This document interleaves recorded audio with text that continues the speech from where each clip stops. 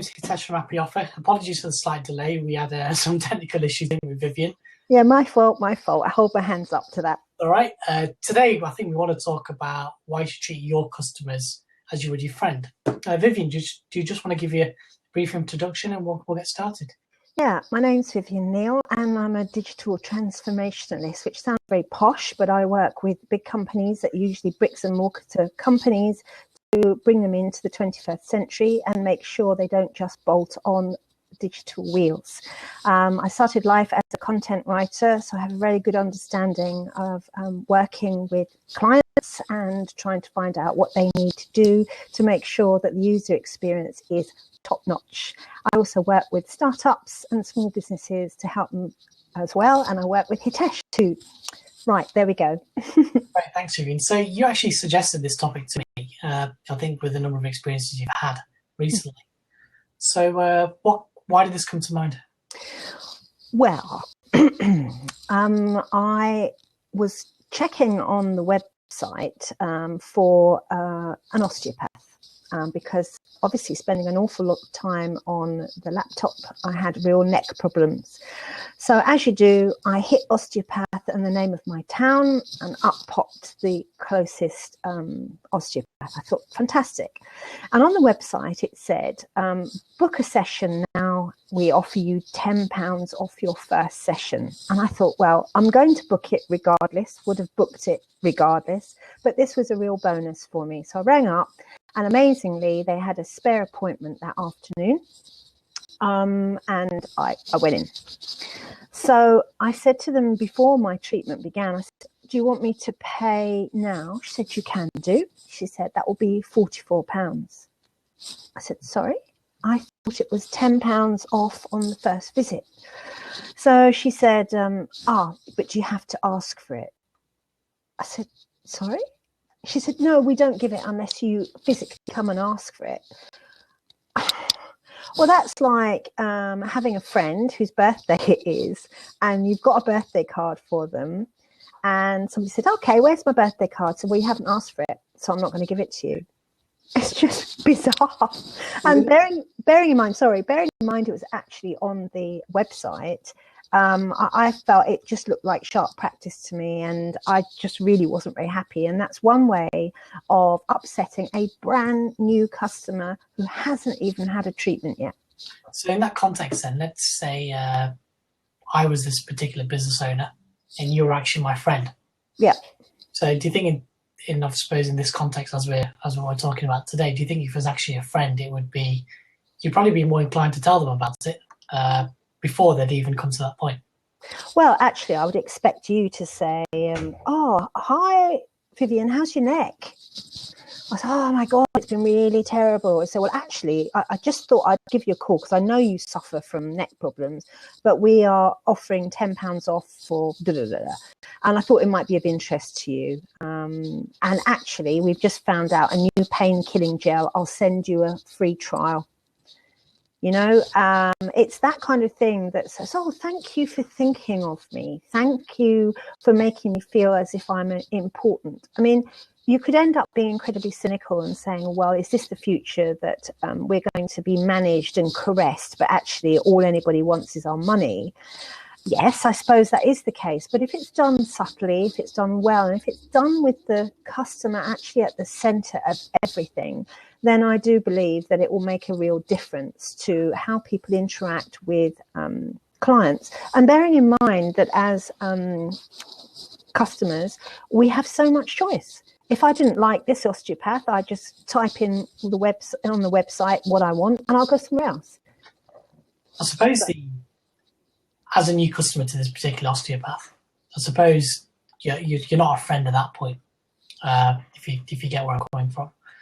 So I suppose it's how do you initiate that relationship, if you like, so that someone does become a friend. So I suppose if you were to come the second time around, let's say you went okay the first time around, it would be a lot easier to have those conversations, have those personalized conversations where you group people by name, you know who they are, you care about their needs, you even keep promises, if you like. I'm just trying to think in my mind with my closest friends how I act around them and want to do anything for them. Yeah, well, let's put it this way. If if you said to me, Vivian, let's go for a drink next Tuesday night, and I said, yeah, that sounds brilliant, and then you didn't turn up, I wouldn't be very happy. So therefore, as a business owner, if you say to me, Vivian, I'll call you in the morning to ensure the funds have been transferred into your account, and you don't, then I'll have the same feeling. And people divorce our general face-to-face human connections, social connections. They divorce it from business, and actually they are the same, because we are dealing human to human, not human to android. Why do you think that is? Do you think because we hide behind process, or do you think we're so what's the word? I suppose restricted by how we should operate a business, even if it's those working for someone else's business, that we can't be human, we can't add a bit of personality. Do you think? Well, yeah, processes. I mean, this whole kind of thing of reputation management. For example, I can't be seen to be having a frivolous attitude when I'm dealing with a very serious business. And I don't think it is that. I mean, and I think it's almost a throwback from the old-fashioned way. I mean, if you were in London in the 1960s, you would have seen predominantly men getting off trains with bowler hats, black suits and umbrellas and a briefcase. And it was very starchy and very kind of, traditional and very, very formal. And there's a little bit of layover from that, I think, but it needs to change, because let's face it, the way we do business is nothing like it was done even 20 years ago. So if you was going to set up your business around the whole concept of they're your best friend, yeah, how would you start off? What would you do? Let's say we've got a brand new shop we've opened today. First customer comes to the door. What would you do? So I guess if you treat it the same way as your first day at school or your first job, yeah, I'm trying to marry up the similarities, if you like, in terms of the first interaction and then ongoing interaction. I suppose it's finding out about people. It's taking time for people. I mean, there's nothing worse than saying to somebody, do you have this in a bigger size? And they say, if it's not on the shelf, we ain't got it. And you go, oh, right, okay. That's the end of the conversation. Do you start off just by finding out the name, or does that depend on the size of the business? Yeah, I think it's, you stop being a client or a customer, you become a personality, don't you? And I think, because people come in and out, and they are just people, you can end up thinking, oh God, here comes someone else. But actually that someone else is a human being with needs and desires and wants and all the rest of it. So how would you apply this concept, if you like, to say busy supermarket chain, or someone where it's all about getting people in through the door and out quickly, where there isn't necessarily time to have an extended personalized service? Mm-hmm. I'm not saying no personalized, but an extended one where you could speak to someone 15, 20 minutes, but it's more about getting people in through the door, finding what they want, and getting through the basket. Well, actually, I did have an idea which I've never really discussed. And if Tesco are watching, you can't nick it. It's copyrighted. I felt that actually what we do need are mini shops within a big store, a bit like a big department store. But instead of that just being little bits, you actually have people who are trained to know everything about the products they sell. So, for example, our local supermarket Tesco has a special range, Taste the Difference or whatever it is. And therefore, people who are buying that kind of thing, I guess, have a real interest in food and they want something above and beyond the norm. Sorry. I was just going to interject in there, apologies. I suppose it depends on the item and the value of the item, doesn't it? Because you're not going to want someone talking to you about a cheesecake, for example, or anything. It depends. I mean, it depends. You have to start reading the signals, don't you? If somebody's looking confused or not sure, or, you start, that's the signal. You say, do you need any help with that? Oh, that's a brilliant taste. Have you ever paired it up with such and such? I suppose maybe a supermarket's the wrong example, but I know I've had these similar experiences when going to buy a new mobile phone. So maybe EE back then, where you'd come in, you'd browse around, ponder a few phones, but then they actually sit you down and speak to you. They find out who you are, what your interests are, what you want to use. They actually listen first, rather than make an assumption you want something. You know what I mean? So I don't think I've experienced any services anywhere where I'm treated like someone knows me. Actually, no, I lie. Apart from my barbers, I used to have a barber where we used to became really good friends, and you know what I liked, you know what football team I supported. We just have a chat, and all of a sudden, it wasn't going out to have a haircut anymore. It was actually going out to catch up with someone who I enjoy spending time with. Mm-hmm. Be on maybe once or twice a month. Yeah, if that. Yeah. So I suppose in a business context, how do you commercially align that personalized service as well? Well, I mean, it depends. I mean, for example, if you were thinking about a women's clothes store, for example, there's lots of opportunities to actually look at people's particular problems, whether that's hip size, bust size, waist size, short, tall, stocky, whatever, you know, and actually start to make people feel that what they're doing will benefit them. So instead of saying, oh my God, you want something that size? It's enormous. It's the last thing that you'd want to hear. But people have done that. So if you're, you know, very gently assess the kind of person that's coming to you, you can actually start to kind of help them on a personal way. I mean, throwing a promotional event and keeping in touch with people, maintaining the conversation, I think, and the communication, I think is a really big deal, because you stay uppermost in people's minds as well, and you do become part and parcel of what they're doing in the everyday.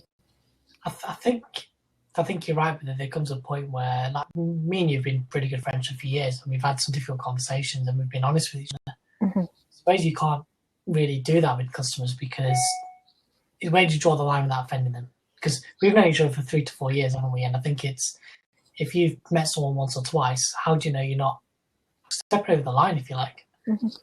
Well, I think that's where you start to learn about psychology. I mean, for example, what you want to aim to do is produce oxytocin in your client. So the most powerful way to achieve oxytocin is through orgasm, right? So that's not suggesting, because you really would be dropping over the line there. But the best thing you can do is give them kind of a virtual hug, if you like. It's actually making people feel that they're worthwhile, that they mean something, and that you are extending the hand of friendship. And at that moment, this oxytocin production moment, it's about having trust. Another thing you can do is actually tell people, you know, how much they are important. For example, we know the 80-20 rule, where 80% of your business comes from 20% of the clients. It's looking at your client list even and thinking, you know, who can I surprise? Because actually surprising somebody can make a huge difference. So, for example, one of my longest standing clients who doesn't actually pay me a huge amount of money, because we've been working together for many, many years. But because it's been constant and she never forgets me, I just sent her a message saying, hey, your lucky day, I'll write you some content for nothing. Tell me what you want, just to say thank you very much for having faith in me. Well, the gushing email I received, and she took me up on the offer, and I sent the stuff yesterday, and she's absolutely delighted with it. Now, who is she going to think of first when she's got work? I think it comes back down to how you made them feel. Yeah, recognition. That's what I'm saying. Well, Yeah. I think orgasmic, I think, is the term. I mean, if I was, I'm not going to go down that route, because Please don't. I think it comes back to how you make them feel, but also from a business point of view, how you trigger that. I think it comes down to remarkability again, as we've discussed previously. Yeah, I think it's the wow factor. It is. It's also, and I think also, sorry, no, it's my fault. Go on, carry on. I was going to say, it's how you go above and beyond, but not on a consistent basis that it becomes normal, but they're not expecting it. So it's the surprises, as you mentioned. Yeah, I think so. And I think that if you also, can I just say, Wilbert, hello, because you've joined and we didn't, you've done it. And the other thing, Hitesh, you need to tweet, because nobody's tweeted. I've done 2. Okay, I'll do that. Yeah, so I think also actually finding out what people really think. Testimonials are problematic, because people actually reject testimonial pages, because all you do is write about the nice things people have said. Yeah. And actually, if you don't share the bad things, then people are going to say, how can I trust you? When something goes wrong and you don't say, oh, we messed up, we had a problem, or this has happened, that happened. How can I learn to trust you? Because everybody makes mistakes. Everybody experiences problems and hiccups and all the rest of it. And I think that's something else. So honesty, which is, I think, what I was worried about with that osteopath. The fact that you offer £10 off and then say you can't have it unless you have asked for it. There was something dishonest about that practice. And so therefore, I felt very strange about these people. Do you think with that particular scenario, I know we see websites all the time where we talk about case studies, successful case studies, where the clients come to with a problem, they've dealt with it in whatever way they want in terms of their ethos, their process, their personality, whatever it is. I suppose you'll never see a true reflect the ups and downs in that relationship on a case study.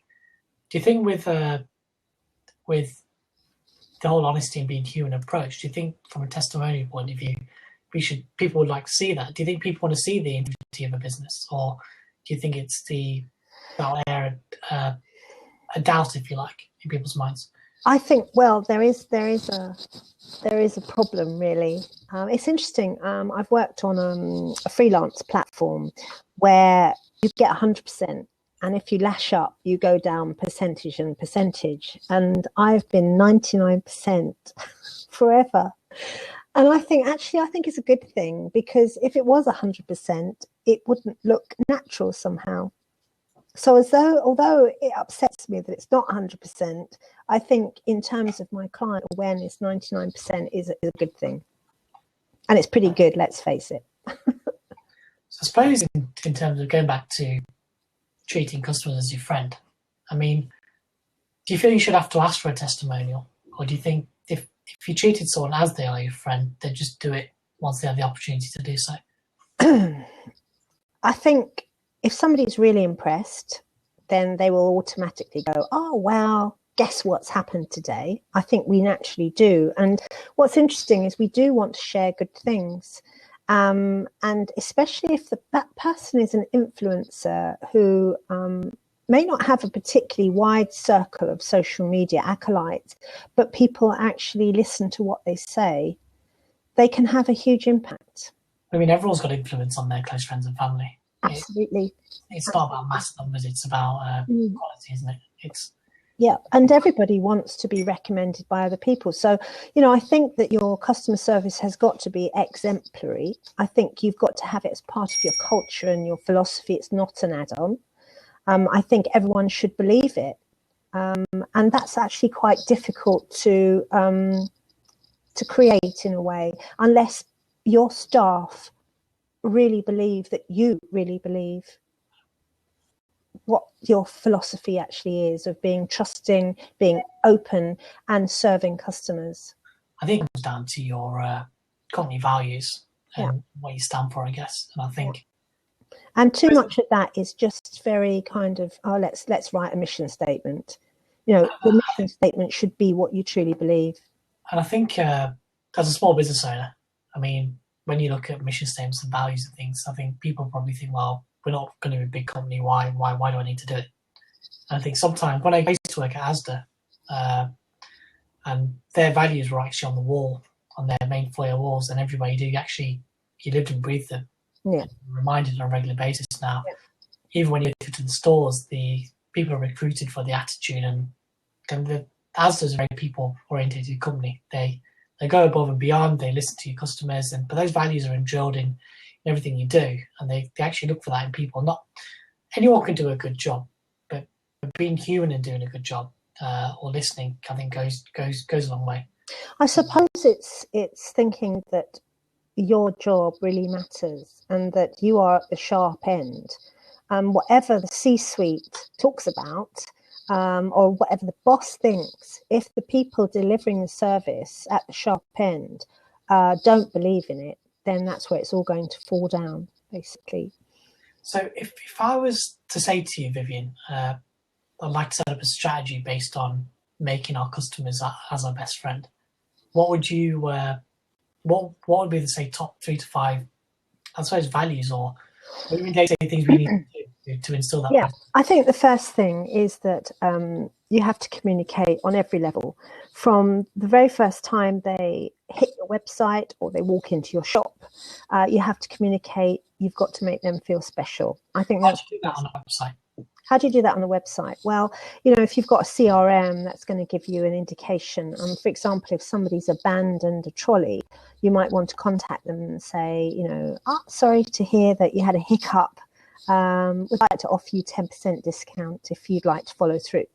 So that's quite good. And people are not going to be unhappy about that, are they? So it's a personalised service online. Absolutely. So as soon as someone can identify themselves with you, it's carrying on. So it's rather than saying hello. And then, of course, before that, I think your user experience is really important. So when you actually come to design your website, you design it not with your business needs in mind, but the customer, the client's needs in mind. So therefore, it's got to be simple. I was trying to complain to Royal Mail, and I was literally sent round in circles. And then when I contacted them on Twitter, they came in touch with me and told me to do the thing that I just done, and I wanted to kill them. You know, and there was no option of doing anything else. It was just a joke, really.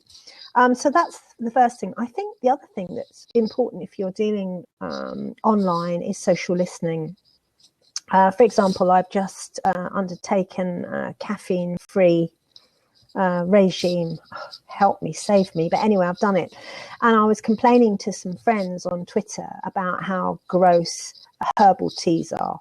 And I hashtagged tea. So anybody selling tea could see what conversation was going on. Now, anybody who sells tea could have said, "Oh, Vivian, we're so sorry to hear that you hate herbal teas. Why don't you try our vanilla chai? Send us your details and we'll give you a voucher for a free packet." Now, I'm going to try it, aren't I? There's no reason for me not to try it. And then I'll probably say, "Oh, guess what? I got a voucher for, or I got a packet of tea bags, and this vanilla chai by Twinings is the best thing I've ever had." And for the sake of that really good press, which they could then use anywhere, in fact, it would have cost them £1.49 plus postage.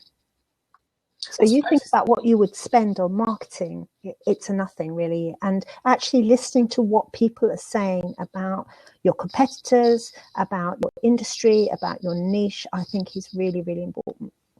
I think it goes down to, for me, it's being personal or personalised. It's knowing for all your customers, if you can, who they are, what they like, what they're interested in, and be able to relate to them on a personal level, and then deliver a personalised service. So I think I read up somewhere where there's a case study where someone actually went into a regular coffee shop every day. They bought the same coffee, the same muffin, whatever it was, and then at the same time, every member of staff knew that person, and then they'd actually say to so-and-so, "Oh, by the way, we've left this particular muffin, if you like, for this customer by name behind the counter for you. Come in and pick it up for free." Mm-hmm. Now, I suppose the question is whether you could offer that same level of service to everyone. I don't know. Now, I think you've got to aim to do that. I suppose as a small business, it's very easy to do because you're not going to have the footfall of, say, your Starbucks and everything else, especially in London, for example, where during rush hour, it's manic, it's crazy. People want to get their coffee, go in and out. They don't necessarily want to have a chat with you. They think it's slowing it down. So I think there's a time and a place for it, I guess, isn't there? I think so. But I mean, you know, for example, we get sick to death of being given surveys to fill in.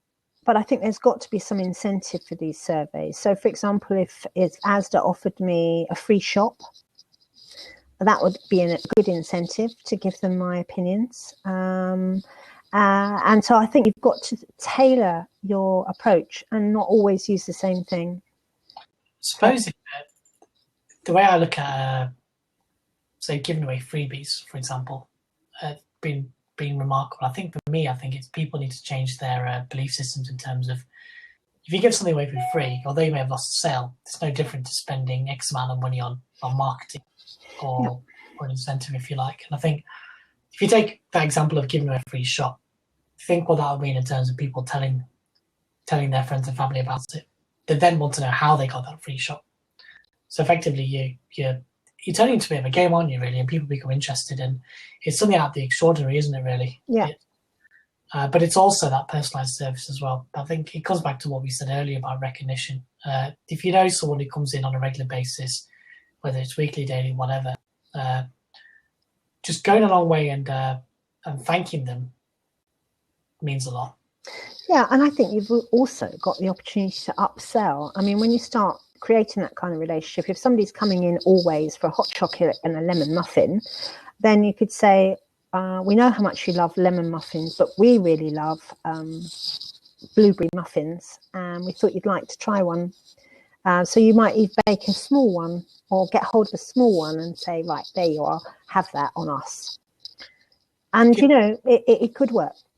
I think that's it. One thing I wanted to pick your brains on actually is that I've had clients I've become really good friends with over the last few years, but as a result, I've had to have difficult conversations with them. But because I've got to know them on a personal level, I actually spend the time to get to know them. Having those difficult conversations have been a lot easier. Mm-hmm. Because unfortunately, in any sort of business, you will from time to time have to deliver bad news or negative news, which will impact them. But I found that by having a personal relationship with them, not to the extent where I go out for a beer with them, but to the extent where I know a bit more about them, to deliver those sort of negative issues, if you like, has been able to allow me to do that a lot more easier. I don't know what your experiences are on that, Vivian, where you probably had to do it with me, actually, funnily enough, or where because of a relationship you've had with someone, it's been easier to deliver that news. Or can you think of examples where you're aware of a client, but because you don't know them that well, it was much harder to deliver that negative news? Yes, I would say. I think if you don't have a good relationship with somebody, and I think it all comes down to trust again. You know, if somebody delivers the bad news, you know, I think you should continue to spend money on your marketing, even though you're thinking it's difficult. Somebody can say, yeah, and you are exactly. So I don't think you could do it. You'd have to be really careful about that. I mean, you know. I think it comes down to respect, doesn't it? Yeah, I think it does. You've got to respect not just your customers, everyone you work with. It doesn't matter.